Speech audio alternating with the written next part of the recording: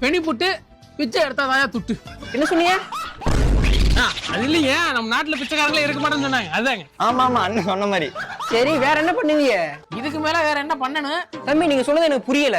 அது அடுத்து வேற என்ன பண்ணுவீங்கன்னு கேக்குறாரு. நீ விவசாய கடன்லாம் ரத்து பண்ணுவீங்களா? ஐயா, விவசாயத்தை ரத்து பண்றதுதான் எங்களோட கோரிக்கையே. தம்பி, என்ன சொன்னாரு அவரு? இல்ல, இனிமே விவசாயிகளே கஷ்டப்பட மாட்டாங்கன்னு சிம்பாலிக்கா சொன்னாரு. ஆமா ஆமா அண்ணன் சொன்ன மாதிரி. ஓ, அப்படிங்களா? ஆமாங்க ஐயா. எங்க வீட்டுல கரண்டே இல்ல, ஏற்படுத்தி கொடுப்பீங்களா? ஐயா, என்ன இப்படி கேட்ட முடிய? மக்களுக்கு நல்லது செய்யறதுதானே என்னோட வேலையே. தம்பி, ஈபிக்கு போன போடு.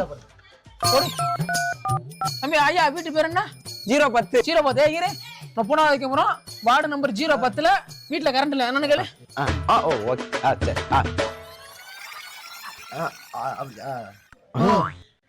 ஐயா, நீங்க கடைசியா என்னைக்கு கரண்ட் பில் கட்டினீங்க? ஜஸ்ட் ஒரு 8 மாசம் ஆகி போச்சு. ஐயா, நான் செருப்பு கட்டி உங்களை அடிக்க முன்னாடி நீங்களா போயிருங்க ஐயா.